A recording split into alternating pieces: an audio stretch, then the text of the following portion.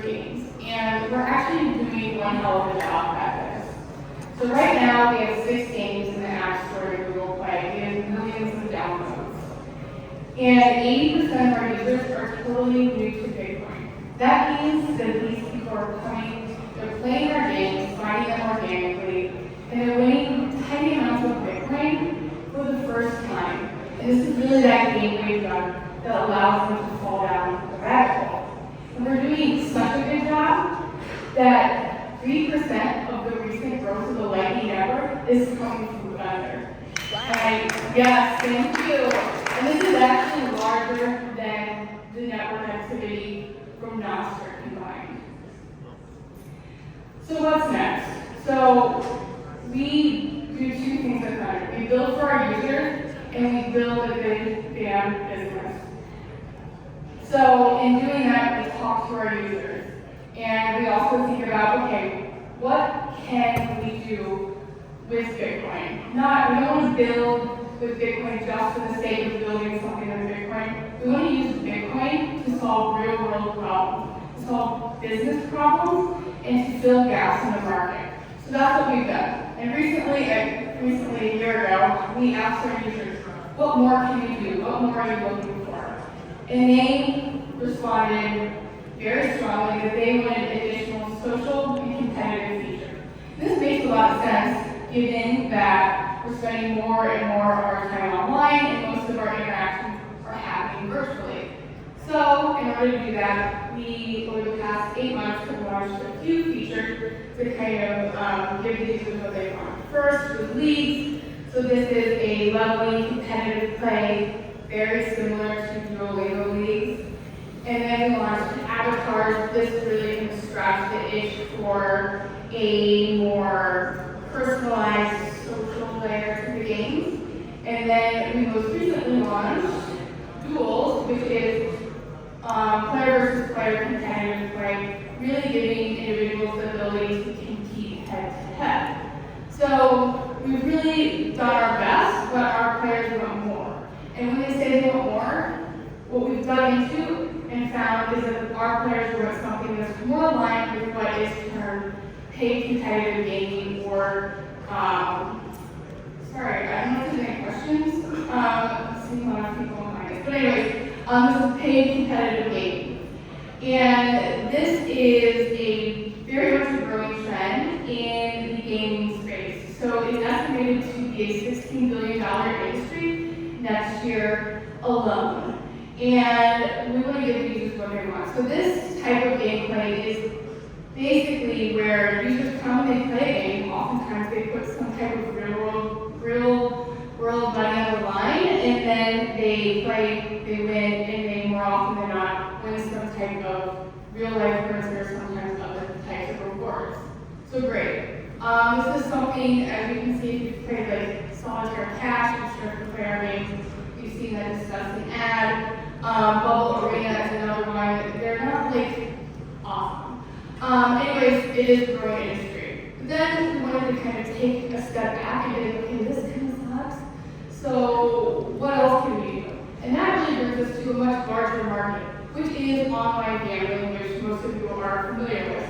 This is now a $95 billion industry, and this includes everything from not just the competitive gaming that we talked about, but also sports betting, online casinos, etc. So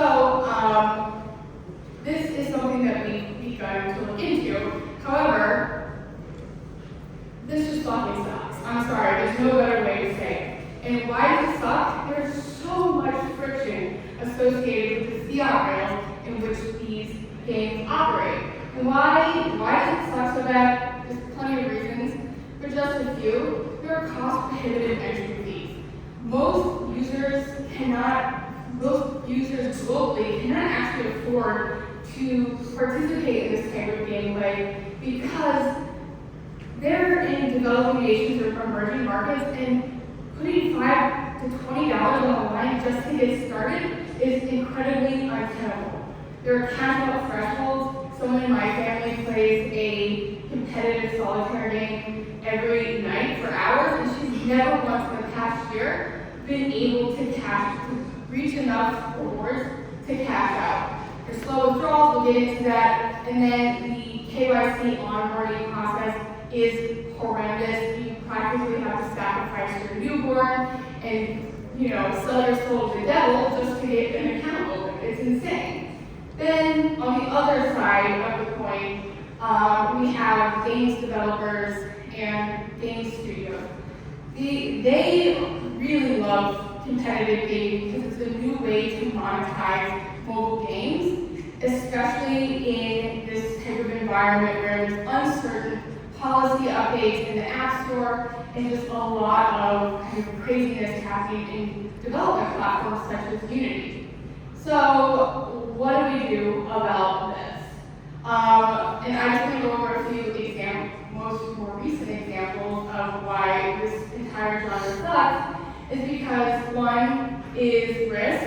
If you're familiar, Stake.com is one of the largest online casinos. They do crypto casinos, sports betting, etc. Just last month, literally just last month, they lost $41.3 million of customer funds because of a vulnerability in their hot wallet. These users put their money up and it was lost. And honestly, this is a legitimate site. Drake advertised for them. So it's just insane to see this level of negligence happening at scale. Here are just a few others. You can find these anywhere if you've ever played FanDuel's DraftKings Skills. Unnecessary obstacles taking forever. Your withdrawal's approved. It's mysteriously canceled for no reason. You don't hear back from support. Skills alone, which if you're not familiar, is competitive gaming. 4 to 6 weeks for a withdrawal. I know I've heard individuals who are on some sports betting platforms winning thousands of dollars, and it's taking between 6 to 8 weeks just to receive funds, which is insane. And then on top of having to pay an incredibly high rate, which you're going to have to pay a rate, but why do you have to pay extra fees? It's literally almost as bad as some of these airlines. We have processing fees, account maintenance fees, it's insane. And then not to mention the cringe-worthy onboarding process. Literally, it's a emoji with a dollar sign and it's okay, boomer. Alright, so let's just literally make it stop. This is awful. So today I am so stoked to announce to the world Clinch. Clinch is a non-custodial, peer-to-peer, instantaneous wagering API built on the Bitcoin Lightning Network. Clinch is the future of limitless wagering. Woo. See if the video works. I don't think it's going to work, but that's okay. So what does Clinch mean? Now, limitless wagering is available to everyone. So this eliminates the need for intermediaries. What does that mean? Depositless wagers. You're probably used to signing up for a platform, an app, and putting your funds into that app or platform, or maybe their shady wallet, just in order to get started. With Clinch, users just go and play a match, and their funds don't actually leave them until they've won or lost a match.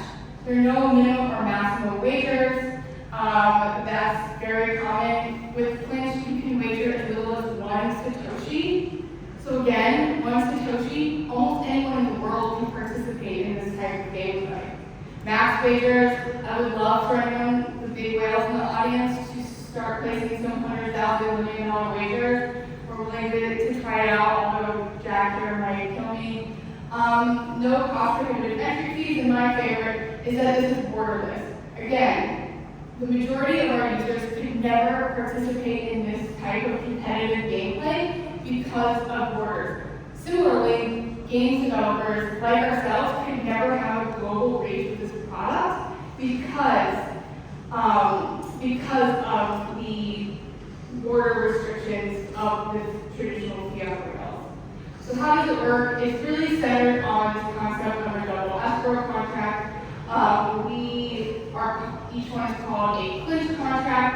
So in order to engage in a wager, in order to engage in a wager, there are 2 contracts that are set up. Each contract represents an outcome of the wager.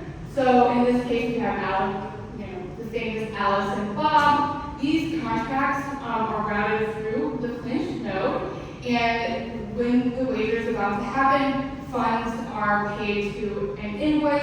However, the funds are held dependent on a condition. The condition being the outcome of the wager. Now, in this scenario where Bob wins, the contract in which Bob was to pay Alice is canceled, and the contract in which Alice was to pay Bob is executed and funds are transferred. If you want to get into it more, Jack is here. We're happy to talk. We're putting up a blog shortly about it. And today, because at Thunder, we don't announce shit without shipping shit. And so today, for folks who are at the conference and some individuals on our wait list, we are opening up early beta access. And right now, it's desktop only, but you can play with Audi and Wallet Satoshi. We are adding more wallets, but right now, get your lightning address from those and you can start playing immediately. The future really looks like in the next week or so, we will release matchmaking so you can play with not only your friends, but anyone in the world. I've been playing with individuals in the Republic of Georgia, as well as Lagos, all over the place. And then you will see this going mobile, you'll see it in our games, you'll see it in other games, and more importantly, all of the early business partners that we're working with, you'll be able to engage with their games and other really fun use cases. So with that, should be Clinch.gg, I think it's formatting, but it's cute. We're humble. With that, I really encourage you all to go to Clinch.gg, try out the code Amsterdam. If you can't remember this, or you go snap a picture, come and find me. I have some sexy little cards that I can hand out that will tell you more about that. So please go and try it out, test it, love it, break it, hate it, do all of the things with it, and please tell us what you think, because again, we build for our users and we build for our community, and we build to burn down industries that are handcuffed by the fiat system. Thanks, guys.